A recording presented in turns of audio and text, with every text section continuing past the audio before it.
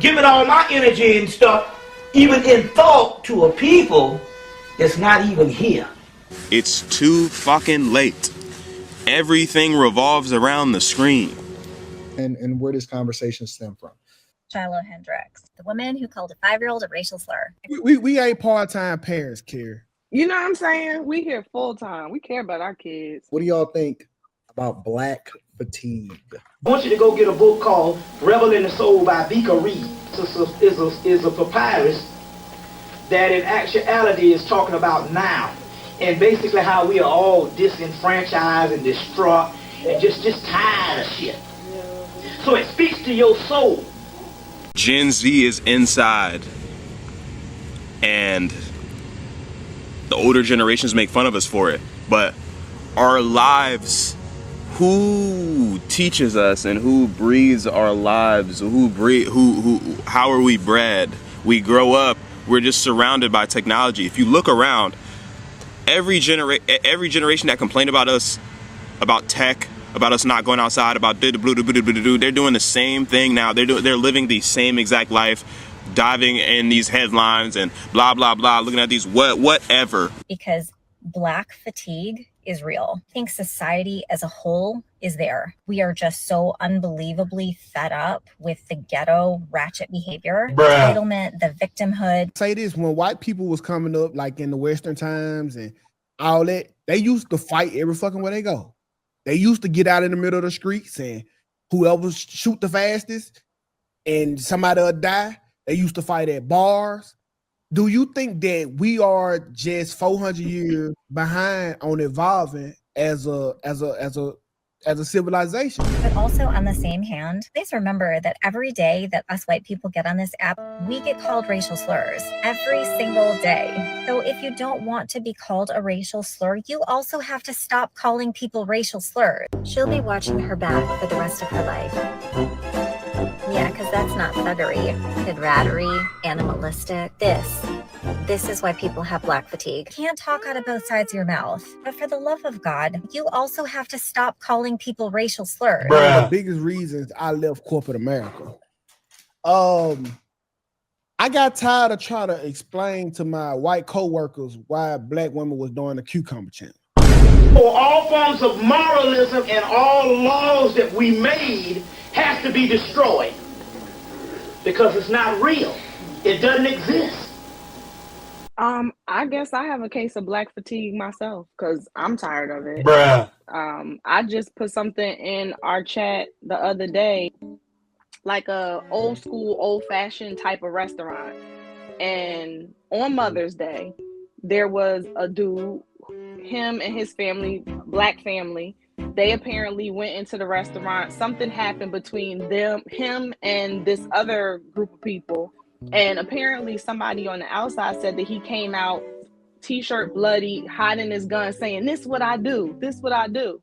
And like they popped off. I'm not saying things don't happen with other races, but I am totally exhausted with what we do. We ain't part-time parents, Kerry. You know what I'm saying? We here full time. We care about our kids. Same BS that we look at, they look at too. They taught us how to do it. We don't have access to as many random happenings as back in the day. And it's so funny because we get made fun of for it. We get made fun of, like, back in the day. Like, yeah, you don't remember the cucumber challenge? No. Go on mute, Anthony. Oh, what was the cucumber challenge? Nigga, they was sucking a fucking like trying to see how far they can do. The chat know what I'm talking about.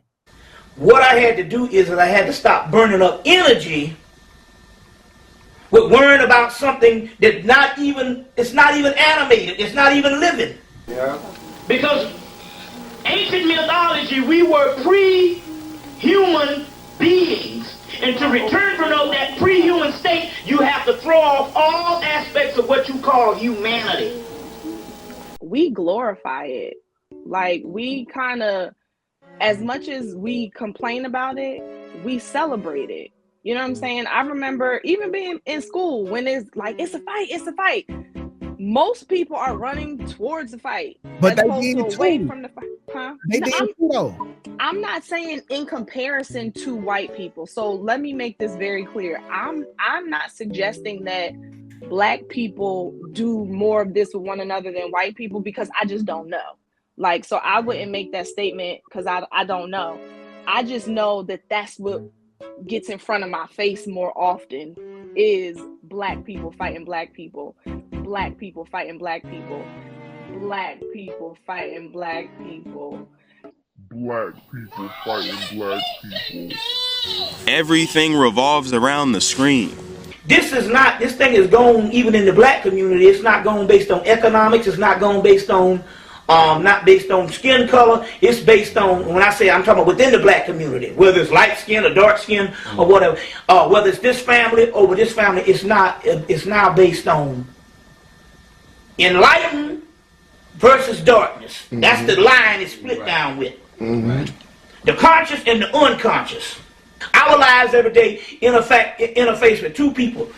Some people that you can have some type of round table with to give you some type of ease because you're all on the same frequency of consciousness, and the ignorant. Right. And mostly around us is more ignorant than it is a particular person that's going to give you some type of fortitude of sense.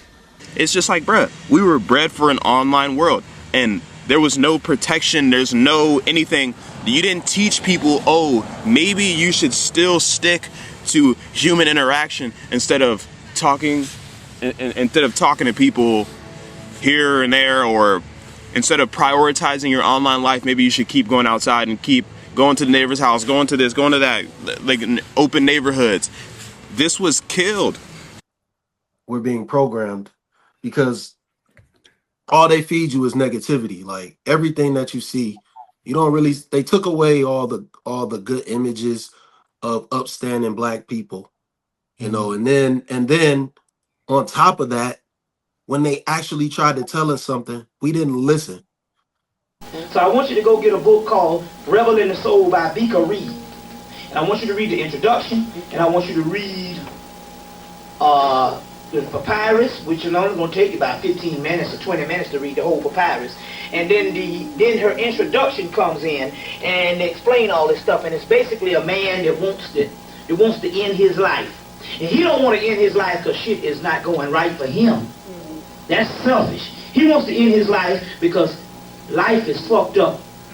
Now, when I studied the papyrus, and he talks about who do I speak to, and he talking about brother against brother and all kind of just villainy and all kind of messed up stuff on the earth. When you get a sense of that, that couldn't have happened in Egypt or Kemet, because we didn't have that. So that means in actuality that this papyrus is a papyrus that in actuality is talking about now, and basically how we are all disenfranchised and distraught and just tired of shit. So it speaks to your soul. You see what I'm saying? So the papyrus is written, it's a 4,000-year-old papyrus written for this time right now. It's never been relevant. She translated it in 88. I had one in 92, and then I got the new version last year. I gave it to C. Freeman L, and I got it again the other day because I got it again the other day and studied it. And all, but it only made sense now. You fast forward 20 years, and what's happening? We take the fall for it. That makes no sense. That makes no sense. You guys had clubs. You guys, everybody was still outside. Everybody wanted to do things still. We don't have that.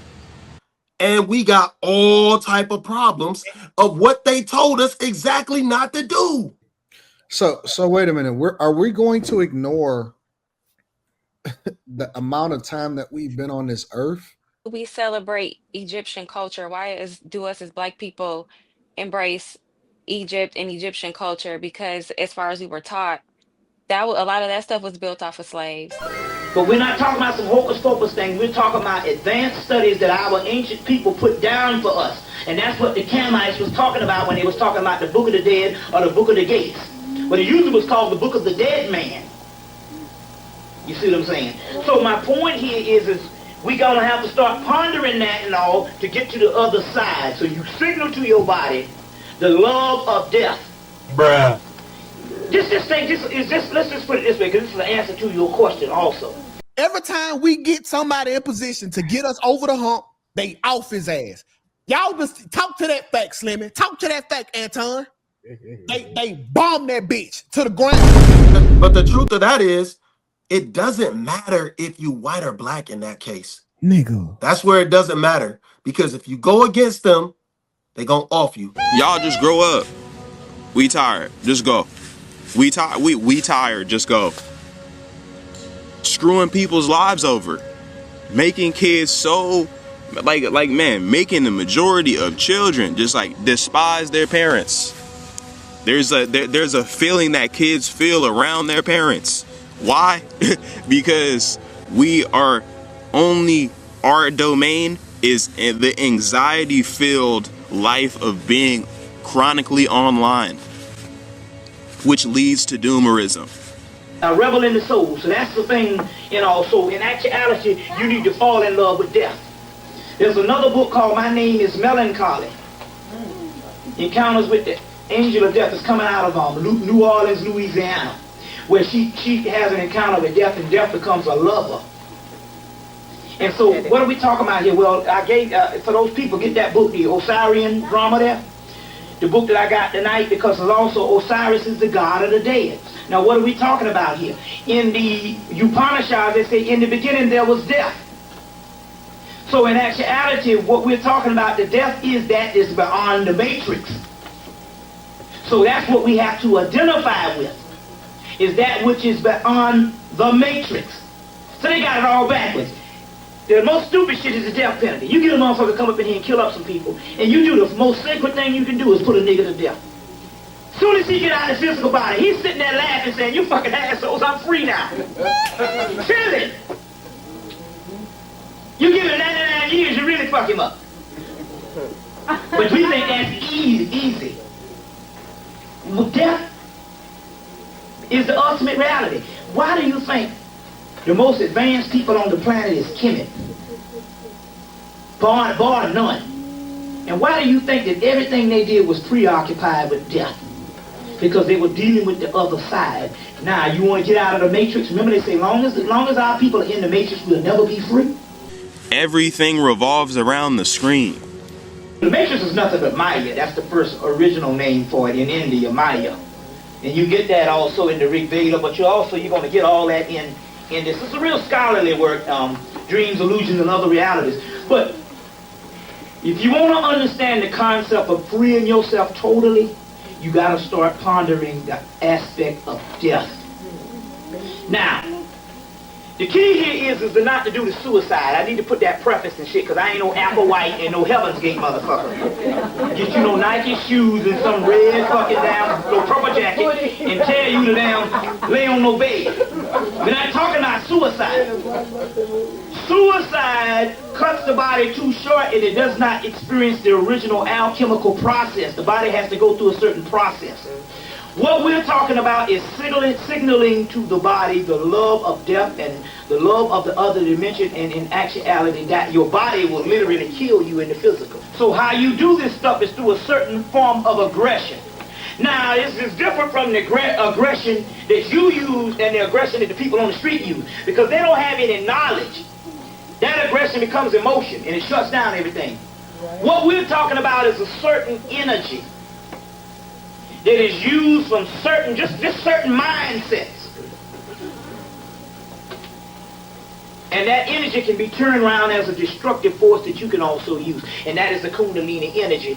And it is lined up right now, and you're going to be seeing a lot of this particular stuff. But another way to tap into this energy is you've got to learn how to break down all traditional barriers of thought and tradition on what you think is good and bad. That is right. So it's so as far as, like I said yesterday, when the spirit world looks down, they don't look at bodies, they look at light. Right. So they see a whole bunch of darkness and they see these little specks of light spread out, and that's the only people that they are interested in, and they gravitate towards even giving them more enlightenment and even protection. And they protect them through the darkness, and the darkness might be the ones that's not awake.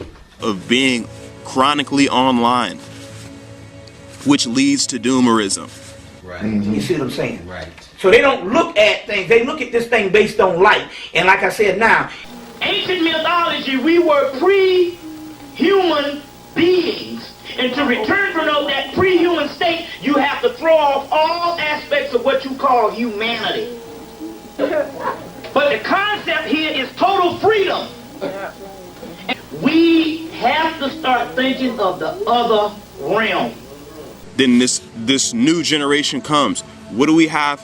We don't even have to fight against technology, but it's like, what do we have? We have this monkey wrench in our lives. We're born with a phone in our hand and a disconnection to the real world. We don't even know how to step into the real world because of this. We have to start thinking of the other realm. It needs to be taught to us. Like human interaction. We have to spend time with the children. We don't do that shit. We just let the children, okay, y'all don't want to go outside? Okay, but grow up with the console. When you're playing with people across the world and just talk to these people across the world, or okay, just go on your phone and talk to people across the world. Oh, make friends over here and over there and over there. Go ahead. You just go ahead. That's what happens with Gen Z.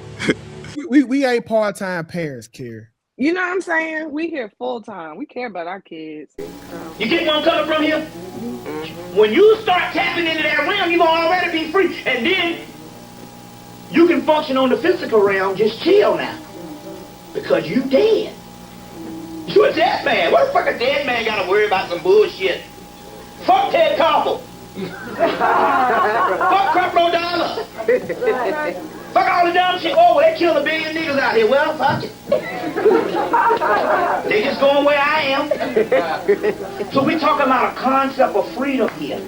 You get one comes, so get the dead or walking dead. You got to get these. And so it also talks about it in the book, the Gilgamesh Epic.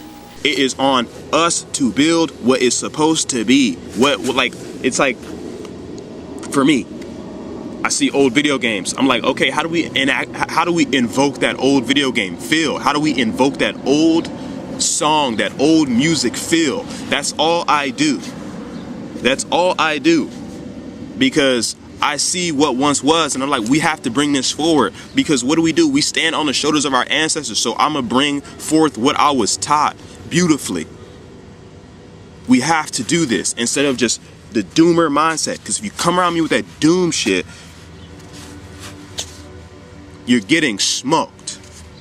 Because I don't tolerate that. We are building the future here.